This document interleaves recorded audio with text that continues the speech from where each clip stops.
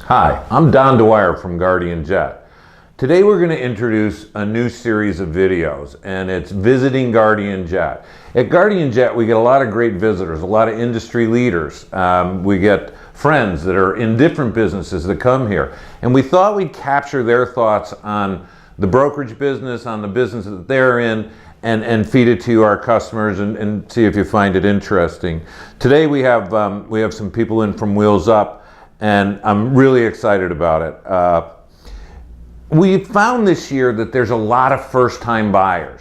I think when people got introduced to aviation in my generation, they kind of got introduced in a Beechcraft Bonanza or a Cessna 421, and they moved up through bigger airplanes into jets and then into bigger jets. So that was sort of a normal path. But in today's environment, first-time owners are coming through or being introduced to aviation through FlexJet, NetJets, Wheels Up, all the different programs that are out there. And they're being introduced at a much higher level. If you think about getting into an old 421 versus getting into a brand new King Air 350 with Wheels Up, it's a very different experience. So these buyers are when they come to buy their first airplane, they're bringing different expectations.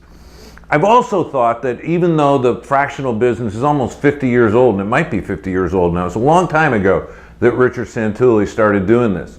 I thought there'd be waves of people coming out of fractional and buying their whole ownership. But I never really felt that happen, and I can't really quantify it, but I will tell you that in the last year we've seen a lot of it. We've seen the last couple of years, we've seen buyers come out from the fractional programs and buy their own airplane. Put it in a management company, maybe charter it, maybe not.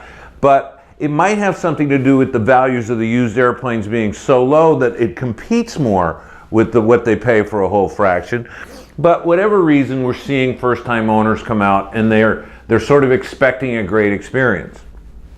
So it's so prevalent that every one of the big nationally branded operators, the Wheels Up, FlexJets, NetJets, you know the rest of them, they have programs to keep you in the program after buying a whole airplane. Or if they don't have them, they're contemplating a program. So today we're really honored to have Henry Shakar visit us from Wheels Up and Sean McGill. I'll talk to Henry first. So Henry is one of the, I'm going to say, quieter big players in the aviation industry. He was there at the beginning with Kenny Dichter at Marquis, there at the beginning with Kenny Dichter. He's a board member of Wheels Up, but very active behind the scenes. And while not everybody sort of at the lower levels know Henry, believe me, he's a big deal in our business. Henry, you started with Marquis, and now you're Wheels Up. Tell me, how's it going at Wheels Up right now? It's going great. It's been an exciting 4 years. Company's just 4 years old. We've started slowly, obviously, like anybody else starts a business, and it's really taken off. We have a little bit of a different model than most of the fractional programs because we're a membership model. So instead of having to buy the asset, you basically just join the club for the membership dues. $17,500 to start, $8,500 a year to renew, and then you buy as many hours or as few hours as you want. We have different systems where you can either pay as you go or you can buy them in blocks, sort of like a stored value card for private aviation. And you're running shuttles now. I mean, there's a lot of different ways to access. Well, we want to be on the cutting edge of private aviation, and as you said before in your introduction, people have high expectations today, and the expectation levels go from not just the service, but the way that you provide the service. And we have shuttles that we provide. We have member-generated flights so that one member can say, I'm going from here to there. Would anybody want to join me? And we have a way for them to participate in that.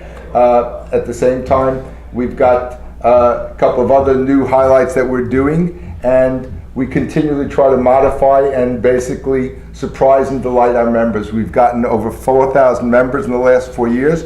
We'll probably end this year at 5,000 members.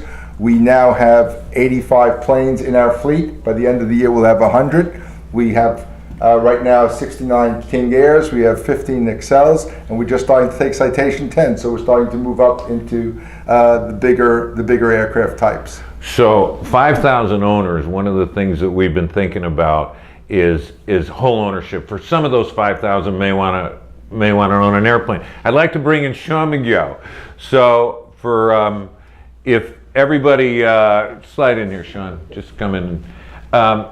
For those of you who don't know, Sean and I worked together for a long time at Hawker Beechcraft, an old friend, and Sean's now the executive vice president for Wheels Up in sales. Sean, you're in the New York area, which is great for us because you're nearby, so we get to see you.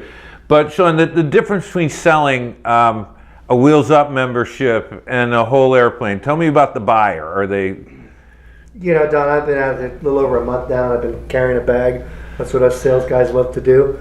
And the first 30, 35 days, it's really no different than a whole airplane sale. It's really justifying the value proposition and making the prospective buyers see it and value it.